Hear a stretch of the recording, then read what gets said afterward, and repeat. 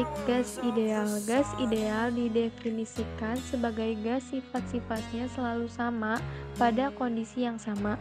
Jumlah partikel gas ideal sangat banyak dan tidak mengalami gaya tarik-menarik atau interaksi antar partikel. Setiap partikel gas ideal bergerak secara acak dan ukuran partikelnya dapat diabaikan terhadap ukuran wadah. Selain itu, tumbukan antar partikel bersifat lenting sempurna. Partikel gas terdistribusi secara merata ke seluruh ruangan dalam wadah, dan hukum Newton tentang gerak berlaku pada partikel gas. Gas ideal memiliki sifat makroskopik. Sifat makroskopik yaitu sifat dari besaran-besaran yang dapat diukur dengan alat ukur, misalnya suhu, tekanan, dan volume. Penentuan besaran-besaran berkaitan dengan berlakunya teori kinetik yang berkaitan dengan hal berikut. 1. Hukum dasar tentang gas. Keadaan gas ditentukan oleh volume, tekanan, dan suhu. Jika gas dipanaskan, maka besaran-besaran tersebut mengalami perubahan. Perubahan tersebut mengikuti hukum-hukum tentang gas, yaitu sebagai berikut. 1. Hukum Boyle. Keadaan gasnya itu isoternal, yaitu volume dan tekanan gas pada suhu konstan. Yang kedua, hukum Charles.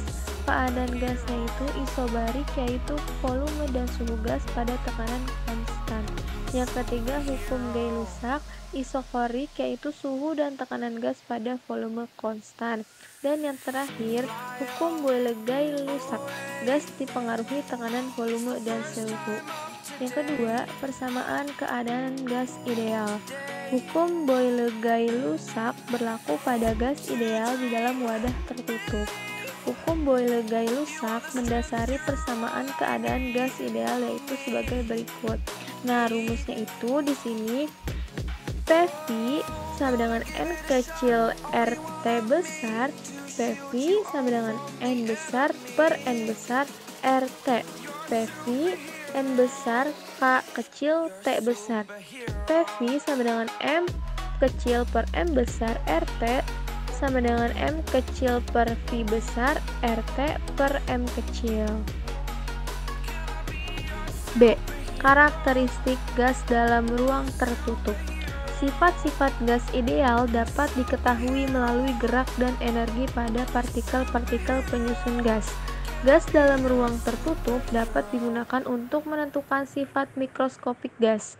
Sifat mikroskopik merupakan sifat yang tidak dapat diukur secara langsung, misalnya kelajuan, energi kinetik, momentum, dan massa tiap-tiap partikel penyusun materi.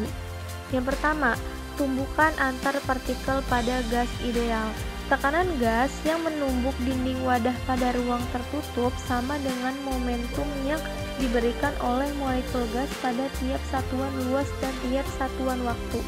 Molekul gas ideal di dalam wadah berbentuk kubus dengan sisi L di mana massa molekul gas M dan kecepatan terhadap sumbu X sebesar Vx1, maka momentum molekul sebelum menumbuk dinding wadah adalah min mvx0. Setelah molekul menumbuk dinding wadah, maka molekul berubah arah sehingga momentumnya menjadi min mvx0. Akibatnya, ketika molekul menumbuk dinding wadah terjadi perubahan momentum sebesar selisih antara molekul sebelum dan sesudah tumbukan sehingga berlaku rumus berikut. Delta P sama dengan 2 mvx. Molekul akan menumbuk dinding wadah untuk kedua kalinya setelah delta T sama dengan 2L per Vx. Impuls pada molekul sama dengan tekanan yang diberikan molekul ke dinding wadah yaitu sebagai berikut.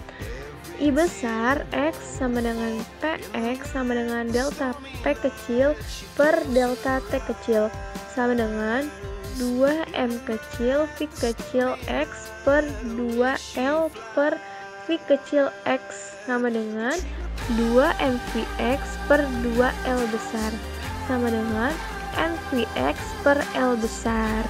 Dinding wadah juga mengalami impuls yang besarnya sama dengan impuls pada molekul, tetapi berlawanan arah. Jika terdapat N besar molekul gas dalam wadah dengan kecepatan rata-rata Vx1, maka impuls yang diterima dinding dapat dinyatakan sebagai berikut.